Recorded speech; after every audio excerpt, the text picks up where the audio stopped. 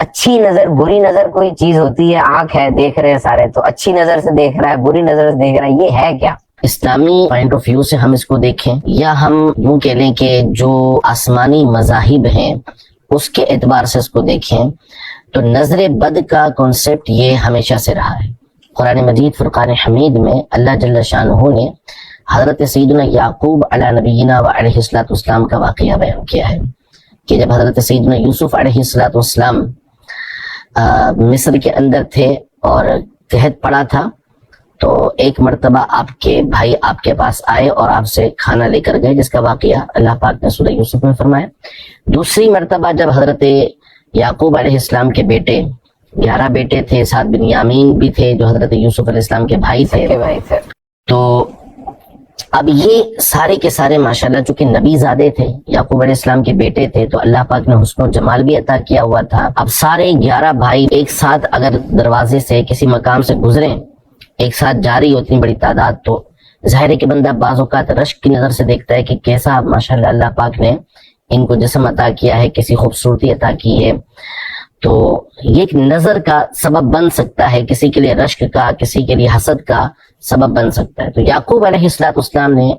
قرآن مجید فرقان حمید میں سورہ یوسف میں اللہ پاک ارشاد فرماتا ہے کہ یعقوب علیہ السلام نے اپنے بیٹوں سے کہا کہ یا بنی یا لا تدخلوا من باب واحد وادخلوا من ابواب متفرقہ، کہ اے میرے بچوں، اے میرے بیٹوں،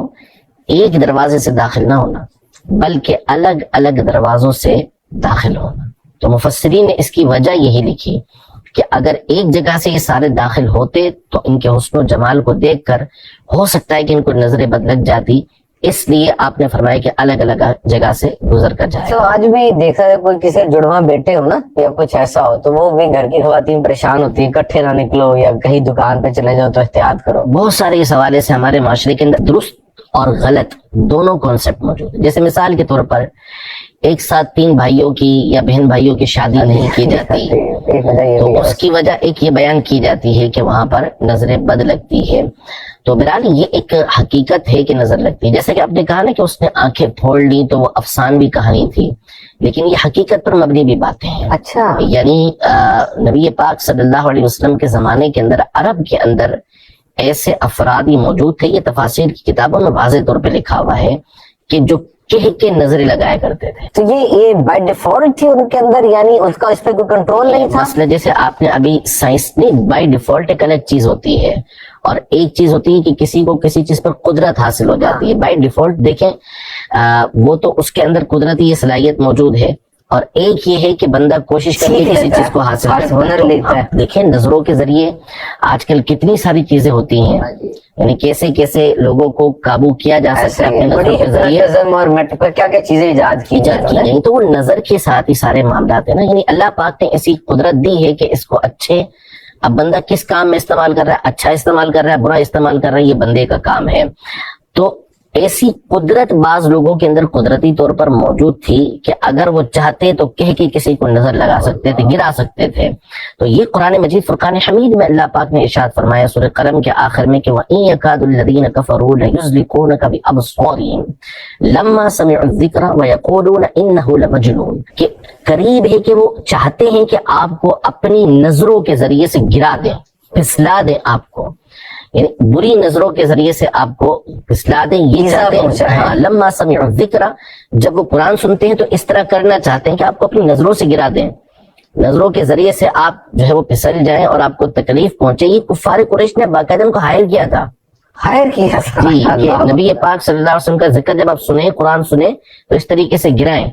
اور یہ کہا کرتے تھے کہ نبی پاک صلی اللہ علیہ وسلم نعوذ باللہ برے برے الزامات لگاتے تھے، مجنون ہونے کا الزام لگاتے تھے، اس آیت میں بیان کیا گیا۔ لیکن جب یہ آیت مبارکہ نبی پاک صلی اللہ علیہ وسلم تلاوت فرما رہے تھے تو اس کے شان نزول کے اندر یہ بات لکھی ہے کہ اس وقت ایسا ہی بندہ آپ کو نظر لگانے کے لیے آیا تھا۔ اچھا، ہاں، اور آ کے اس نے پھر جب یہ دیکھا، قرآن کی آیت سنی تو اس نے بڑی کوشش کی، لیکن نبی پاک صلی اللہ علیہ وسلم کو اللہ پاک نے محفوظ رکھا اس سے۔ وہ سب نظر کسی چیز پہ لگتی تو اس کا جب وہ آیا تو نبی پاک صلی اللہ علیہ وسلم کے انداز قرات پر مطلب یا پھر نہیں، لیکن نظر تو لگتی ہے کسی بھی اچھی چیز پر۔ دیکھیں بزرگوں نے یہ فرمایا، بلکہ یہ واضح ہے کہ نظر جو ہوتی ہے یہ ضروری نہیں کہ کسی خرابی کی وجہ سے لگے، یعنی کسی کے اندر کوئی خرابی موجود ہے، کوئی حسد کرنے والا ہے، کوئی آپ سے بغض رکھتا ہے، وہ آپ کو نظر لگے، یہ ضروری نہیں، بلکہ بعض اوقات بندہ جو ہے وہ اس کے اپنے اولاد کے اوپر اس کی اپنی نظر لگ جاتی ہے، بڑا پیارا لگا اس کو اپنا بیٹا، اپنی بیٹی، اور اس کی نظر اس کو لگ جاتی ہے، اور بعض اوقات بندے کو خود اپنی نظر بھی لگ جاتی ہے، اچھا دیکھا اس کو پسند آ گیا۔ جیسے اس پر بھی ہماری شریعت مطہرہ کے اندر پورے اصول موجود ہیں، کیونکہ اسلام ایک پورا ضابطہ حیات ہے۔ اسلام جہاں ہماری جو ہے وہ جسمانی اعتبار سے تربیت کرتا ہے، روحانی اعتبار سے تربیت کرتا ہے، ذہنی اعتبار سے ہماری تربیت کرتا ہے، ہر چیز کے ضابطے ہمارے یہاں پر موجود ہیں، بتائے گئے ہیں۔ کانسیپٹ ایسا ہے کہ جس کا انکار نہیں کیا جا سکتا، ہر ایک اس کو تسلیم کرنے کے اوپر مجبور ہوتا ہے کہ واقعی یہ نظر لگتی ہے، اور پھر اس کے بعد اس کے علاج بھی الگ الگ کرنے کی کوشش کی جاتی ہے۔